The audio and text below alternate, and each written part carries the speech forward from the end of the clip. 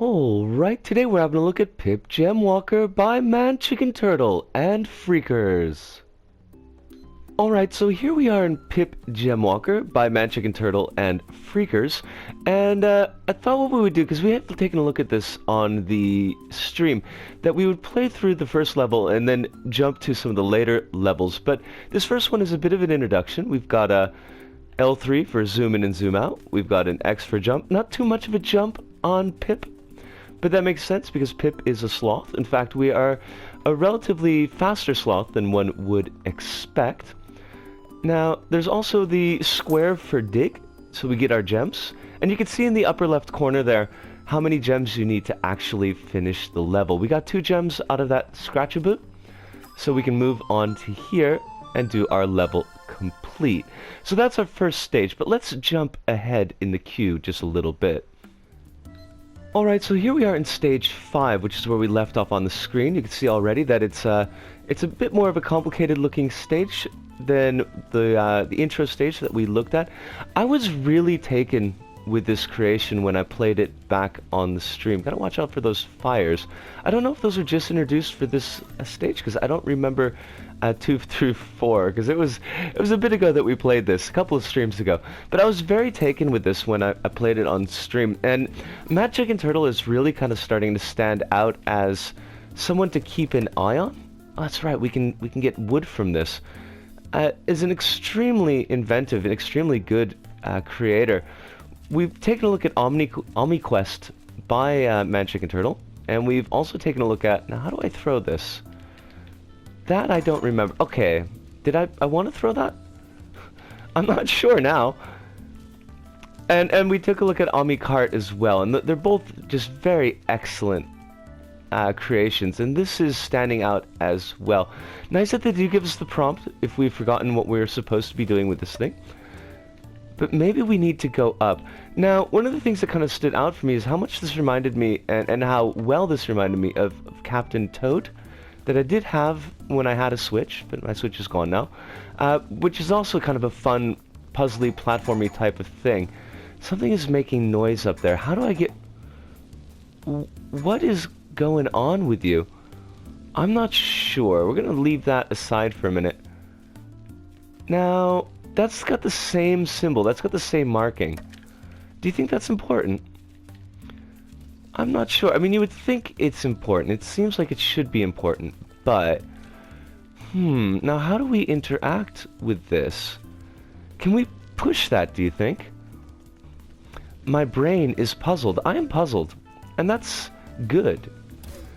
I like a creation. I like a creation that can challenge us at least just a little bit, and this one does seem to be doing that. The difficulty curve on the levels is, I think, fair. I don't recall there being too much of a jump between levels 2 and 3 and then later 4. So even if you're not really great at this style, I think it builds up well enough that you should be able to pick up what you're supposed to be doing relatively quickly. Now, it turned red, and that seems like it would be an important point. Do you think maybe we've got to get it, hit it a couple of times? That would be... Oh, that's a much easier route. Why don't we do that? I was going to say, it would be not unfair, but a little bit annoying if we had to keep on going back. But it doesn't seem to be having the desired effect. What are you cute little things? I don't know, but they are sweet as heck. And I kind of want to play with them. But we can't get to that section yet. No. Now, I should point out, in case you're wondering, it is 4:30 in the morning. My brain is not necessarily as functional as it possibly could be. So it might be that I'm missing something. Completely simple. There's a gold ladder up there with a glowy... well, no, it's not. It's glowing because the enemy's breathing fire on it. This is a poser, folks. And not the bad kind of poser that wants to be cool, but the kind of poser that challenges and puzzles you. It's a puzzly poser. Now, what should we be doing? We've only got 8 seconds left? Oh, fudge. I really wanted to show you more, but I guess this is what we're going to stop at. But we'll talk about it back at the hub, and we will see you there. See yas! And we're back, and Pip Gemwalker by Man Chicken Turtle, and I suppose it's probably no surprise that it's a green circle. There are a few things that might soften that green circle for some people, but in general and in the main, I found it to be a very, very well put together, very complete, very competent set of levels, a very nice creation. And Man Chicken Turtle, I think, is really someone that we should be keeping an eye on as he progresses in making levels for Dreams and making creations for Dreams, because everything that I've played by him so far, you got All Me Quest and All Me Cart, and now Pip Gemwalker, has been absolutely solid on, very, very professional, I would say, and something that any of those creations I could see in their own rights as kind of IP or as indie games, you know, put together and sold on Steam. And it's very interesting to see something of that level of quality here in Dream. So definitely keep your eye on Man Chicken Turtle, because they are one to watch. But Pip Gemwalker, and as I mentioned in the video, it was very reminiscent to me of Captain Toad, and I did play through some of Captain Toad. I didn't actually beat Captain Toad before I sold my Switch, but that kind of the look of it, everything is on a bit of a cube, and you're rotating it around, and you're looking for treasure, or in this case gems, in order to progress the level. And it had that feel, and it had that very fun feel of discovery, and that I thought was very important. I loved the design of basically everything.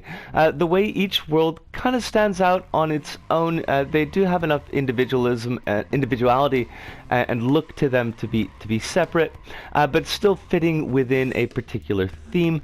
The character of Pip is super cute, and there's actually a wave function. There's a bit of an emote in there that I didn't notice because I hadn't checked the menu, so that was cool as well. But very well animated, nice movement on the character, and interesting the dumbing down of the jump. The dumbing down is not the phrase I want, but making the jump so much lower, because it's a sloth, and sloths don't really have supremely large ups, so that was cool.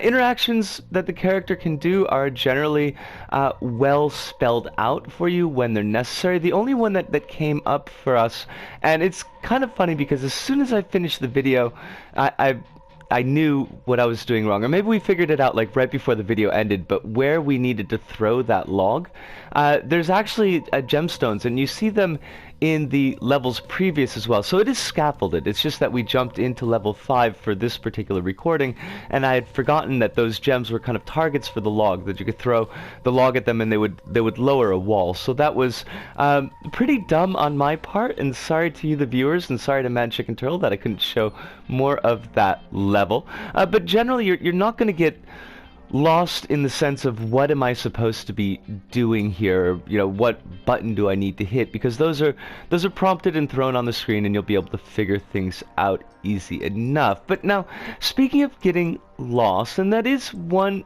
slight downside that I found to this level, and I found it in other creations and other levels as well, and that's having the camera being fully controlled by the player and rotatable in any direction by the player.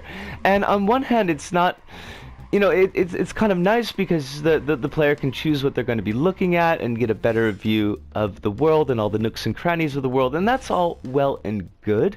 But I often found, and I found in this creation as well, that when the camera is fully controllable like that it's really hard to get it where you need it to be, so that things aren't blocking your view, so that important things are actually on screen and in field of view when you need them to be. And sometimes you set up the camera and get it to where you need to be for this little bit, and then you do a jump and there's something that's higher in the level that now is suddenly blocking your view because the camera has been not placed wrong, but placed without so much utility for that particular new section that you're in. It might be better off, I think, in levels particularly like this, where you've got it on kind of this cube, you know, 4-planed cube. Well, there's cubes of 6 planes, but you understand what I mean. To maybe set up 4 cameras with locked angles on them that the player could cycle through, so that the creator can choose just what the player is going to be looking at, and having the view as necessary, so to speak, for that section. Now, having the cyclable cameras means that you still get a really good look of the playing field, but you can kind of lock into a particular set of views instead of having things that may accidentally block off where you're going to be looking. So that is something that I've been noticing more and more with creations in Dreams, and I noticed it very strongly when I was playing through just this last time for Pips, but maybe something to keep in mind as creators. Where do we want the cameras, and how much control do we want the players to have over the cameras? As I mentioned, the set of levels is not particularly difficult with one outlier. I was able to play through in about 21 minutes or so for this last set of Pips. Now, that does, include the fact that I was familiar with the levels. It did include a couple of deaths, but even still, I think for just about any skill level of player, they're not going to spend too much time with this. And actually, I think that's a really good amount of time to have a full enjoyment of a full experience of a creation. Some creations I've noticed have kind of build themselves of having, hours of gameplay, some of the RPG style creations, and to me, honestly, that's a little bit too much time to spend with any one creation. I think around a half an hour at most gives me the feeling that I've spent enough time. I've gotten a really full experience out of it. So Pip Gemwalker does kind of nail that timing there, and I really appreciated that an awful lot. Now the levels, the progression on the levels, the difficulty progression on the levels is really quite gentle, and besides level 6, there really shouldn't be there really shouldn't be too much difficulty in figuring out what you need to be doing and progressing to the end of the level. I did find level 6 to be, I'm not sure if challenging is necessarily the right word, but I managed to get myself locked out of progress in one of my playthroughs of level 6 because I dropped down in an area and I had set up the boxes, because there are switches that you can hit that will set certain blocking boxes and will toggle them on and off, and I accidentally had hit a switch that locked off my exit from that area, and actually had to go back to the level select and try it over again. But there's a bit where you're gonna go to a top section and then you're gonna have to drop back down to the bottom section to get some gems that you need, and it's kind of easy to screw up, which in and of itself isn't really a big problem, but then to run all the way back to the ladder that you've got to get to, climb up to the top section once again, and find the right area to drop down to actually, find those last gems that you're going to need to progress the level. It was a little bit of a pain, and to be honest, I bounced out of it after a couple of tries. I got it the first time I played after we did the video. After we recorded for the actual video, which was a couple days ago, I got it in one go, but this time, for some reason, my brain was just not parsing it very well. So I think that maybe the level design in 6 could be spruced just a little bit, not an awful lot.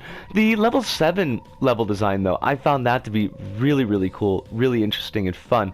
And we got some cannons that we see in level 6, they come back in level 7, and I really like the design on those cannons. As well, the design on the little flamethrower enemies I thought was really cute and really cool.